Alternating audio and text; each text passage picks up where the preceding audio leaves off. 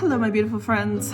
Before we jump into the video, I want to give a trigger warning because I am going to be sharing some images and videos of a lot of the skin issues that I have been dealing with throughout the last year and a half.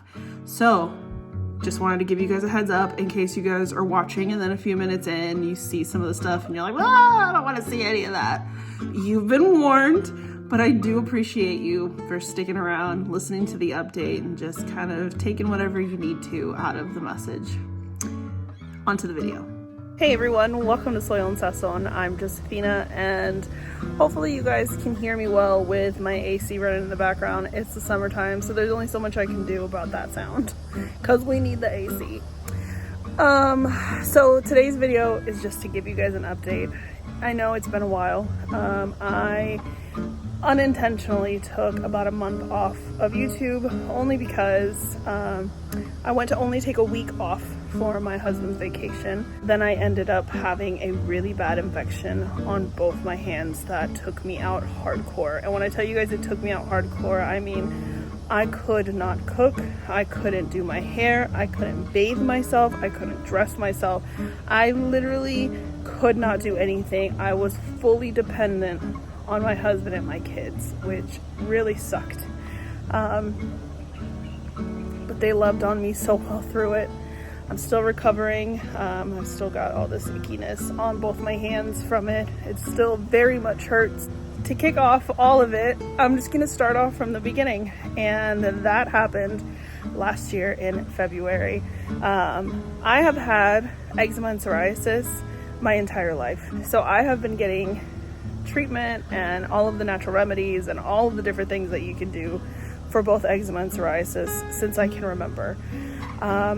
And all of my flares were just like a come and go, and they were always just spots. They were never this huge thing. Like I would get a patch on the inside of my elbow, on the side of my foot. I would get some eczema happening on my hands, but it was always something that I could easily deal with until February of last year. It started to get really bad and nothing I did would help. And so by April, I finally got an appointment with my dermatologist, which I had set in February, couldn't see until April. And because I had not only the eczema, but I had something called perioral dermatitis on my lip and on my eye.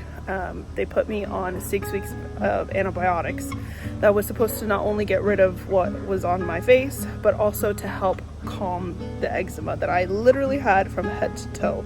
I had psoriasis in my scalp. I had the eczema literally eyes, ears, neck, chest, back, arms, legs, literally head to toe. I had eczema and then that psoriasis on my scalp. After getting off of it 6 weeks, I ended up having to get on antibiotics again just a month later because I got COVID and was on track to get pneumonia all over again like I had the very first time that I had COVID. And so many antibiotics set my gut up to be completely wrecked. Having a wrecked gut means that you're going to have other things that are wrecked, and for me it was my skin. So my skin progressively got worse and worse throughout the year, and I asked my doctor, what can I do to alleviate this? Is there any dietary change I can make that's going to fix this? And he chuckled at that question and said that that is all just a trend, that there is no such thing as food and dietary changes doing anything to help you with your body. That's all in people's heads. And it was in that moment that I knew I was done seeing him. He'd been my dermatologist since I was about 13. He was the one who diagnosed me with psoriasis. And I realized in that moment that my journey with him as my doctor was over. And it was the thing that really pushed me to find a naturopathic doctor. So come February of this past year, I found her and I had my appointment set for the day after my birthday. And in February, as I waited for that appointment, I decided that I was going to slowly pull myself off of topical steroids because I came to the realization that my body was having an addiction to the topical steroids. And so I slowly tapered off of those through February. And at the very end of February, the last week, I had fully come off of it. I was done with the topical steroids. And then on the day of my birthday, March 6th, I woke up to the worst flare I had ever had. My eyes were super swollen. My fingers were covered. I've got a video of it. You can't really tell when dyshydrotic eczema flares right away. You don't see it so much until it has like crusted over is the term. And so that happened a couple days later. It turned into a horrible roller coaster of psoriasis on my scalp and forehead, eczema on my hands and neck and ears, and then on top of that I started topical steroid withdrawals, not only on my hands but on my neck. And on my neck it was horribly painful. I would go through cycles of it where it was really bad for a few weeks, and then it would start healing and doing better, and then all of a sudden I was right back at it with a whole new flare. And I did start seeing the naturopathic doctor, and she did hormone tests, she did regular blood work, she did a gut bacteria test, and all of that ended up coming out that my IUD being removed, triggered my PCOS into kicking into high gear. So my hormones were just all over the place, and the antibiotics wrecked my gut, which then also caused me to have the worst imbalance of bacteria in my stomach. I didn't have an overgrowth of like bad bacteria, but I was severely deficient in so many of the good bacteria that you're supposed to have. And so all of that was showing in my skin. So she had me do Whole30 so that we could figure out all the things I needed to eliminate. She started me on supplements to try to kick that healing into gear. And it was working. Everything's been doing really well. My scalp has the smallest patch. I do have a little bit on the tops of my ears, but it's nothing huge. My neck, I just had to chase a chicken around. So now it got a little bit set off, but like, excuse the sweat. You can see that my neck is clear, other than like I have a patch here that gets irritated when I am in the heat too long, or when I just had to chase a chicken around. It makes me a little bit sweaty. Those are the only moments that I really notice that I have a little bit on my neck. But otherwise, I mean, like, compared to those videos that I have, what a difference. Like, my neck is a regular skin color again. And I haven't dealt with a flare-up on my neck since the one that I had in May that ended right at the beginning of June. The rest of my body, there's no eczema left on it. So everything this naturopathic doctor has had me doing has helped immensely. But my hands are still the one area that deeply struggle.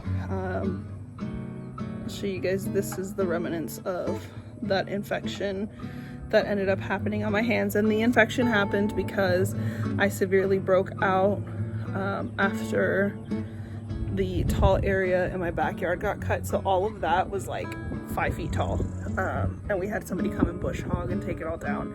And when they did that, all of the grass seed and the pollen, which I'm all allergic to, ended up just flying around, and it caused me to have a severe reaction, and the eczema on my hands exploded badly. And the following day, my husband and I, along with the kids, did like a really big deep cleaning in their room.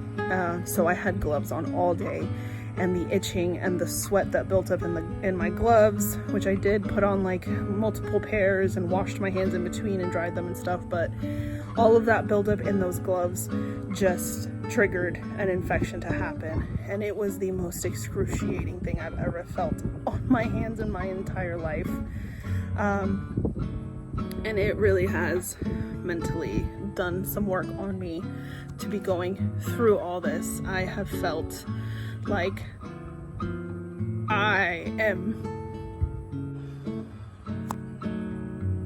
I just have no control over anything. Like, I'm not myself.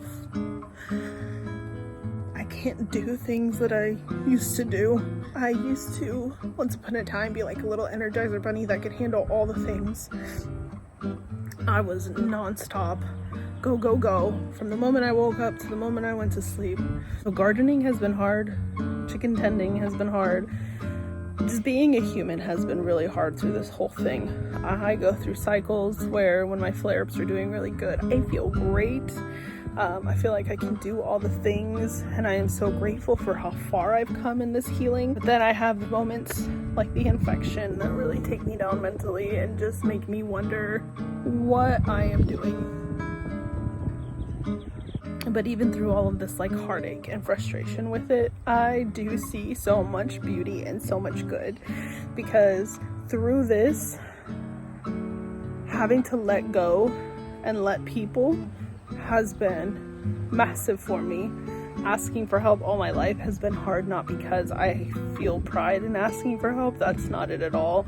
It's more of feeling like a burden to other people. But through all this, God has really taught me how to let people love me. And he showed up with that right away. Back when I had that first flare in March, I sat on my porch and I sobbed while praying and also talking to my husband, and I told God that I completely let go of my garden, that I was going to throw my hands up and walk away from it and let it go, because I knew that this was not something that I could do on my own anymore. And so I was giving him my garden completely. I was just gonna let go, and maybe next year I'll try it again. And in letting go, God showed up so big. My friend Taquisha with Our Freedom Song, I'll link her YouTube down below. You guys will love her channel. Please check her out. She's a queen with it.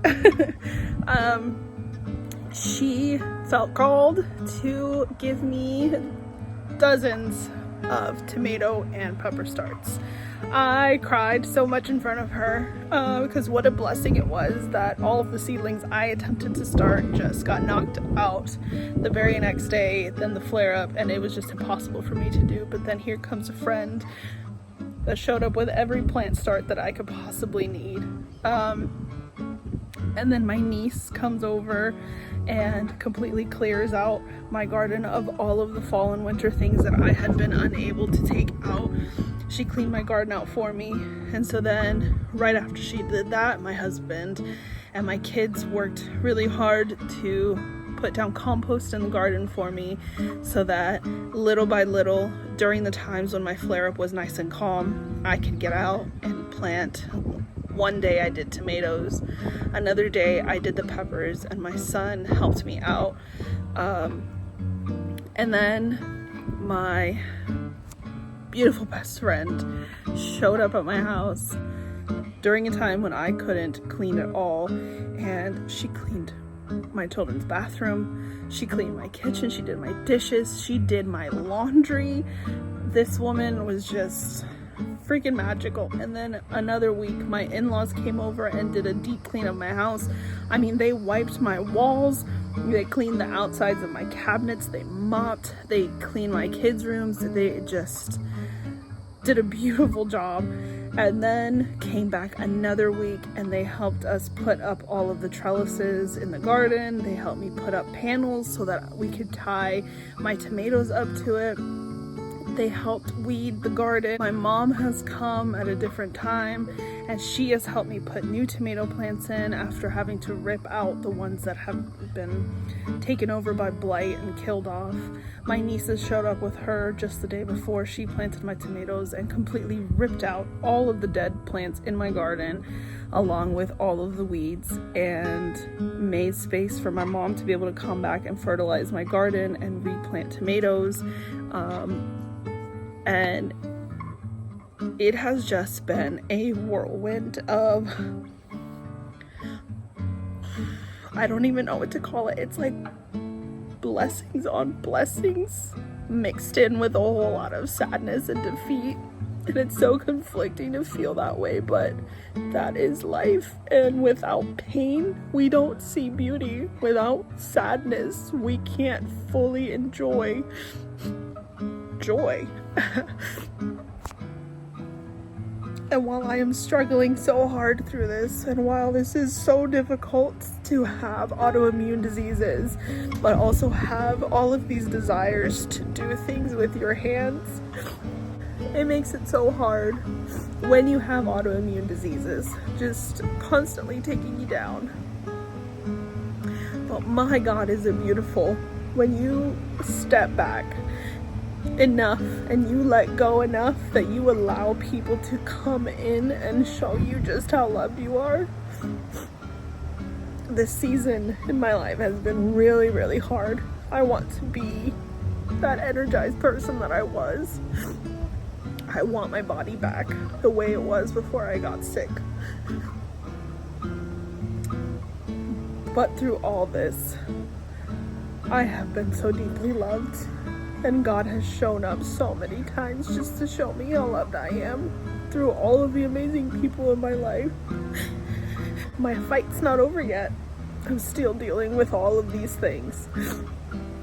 But I know without a shadow of a doubt that I am not alone in any way. I have all of these people who have teamed up just to love me. I know a day is going to come when I am looking back at this 1.5 years of my life and think about how amazing it is that I'm no longer there and how far I've come and how I would not have been able to get through that without so much love and so much support. And I can see the end of that tunnel is coming. But it can be really hard. It can be really hard when it feels like the darkness gets a little bit louder. So, there's parts of my brain that want me to quit YouTube because why keep going when I'm being this inconsistent? Why keep going when clearly my body just can't handle anything? It makes me feel like a failure, like I'm stressed out, like I have so much pressure. I keep getting little gifts from God in the form of people just loving me so well when I didn't ask for it or when I did ask for some help. All of that to say that if you are like me, and whether it's an autoimmune disease that you're struggling with or it's depression and anxiety that's causing you to just feel completely crippled, you are not alone. Wanting to have this lifestyle, wanting to grow a garden, to have your own food, wanting to raise chickens, wanting to raise any kind of animals, wanting to do all the things in your kitchen, it is all 100% possible. And it's not going to look like everybody else's journey. It's not going to be this beautifully smooth process that other people have. It can be really hard. And just like a garden can look absolutely beautiful and lush and green, it can look absolutely crusty and dry and dying the way mine is at the moment. Because sometimes life gets really hard, but it's not permanent. This is not permanent. It feels permanent, but it's not. So thank you guys for having stuck around. Even in my absence and my silence. Thank you to everybody who has stepped up and loved me so well. Thank you guys for everything that you do to constantly love on me. For the way you guys encourage me in comments. The way you guys stick around even though I'm not posting as much. It means so much to me. And I'm sorry I'm so emotional in this video. Thank you guys for sticking around. If you pray, I ask for you to send up some prayers for me for healing and to just get through this struggle. And if you need prayer, please put it down in the comments.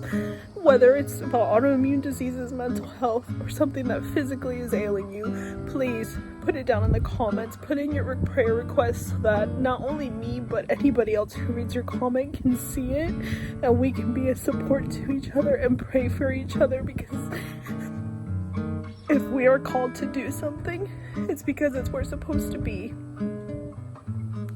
And we need to be there for each other to get through it and to support each other. We are not alone in this. You are not alone in this, and I'm definitely not alone in this. We got this. Thank you guys for sticking around and hearing me cry and listening to the update. I'll be coming back with regular content where I'm not crying. And I know whether it's the next garden season or a few garden seasons from now that I'm gonna look back at this video and see where I was and see how far I've come and how much healing I've done, and I am so grateful. I'm so grateful to everybody. Thank you guys so much for sticking around. I'll see you in the next one.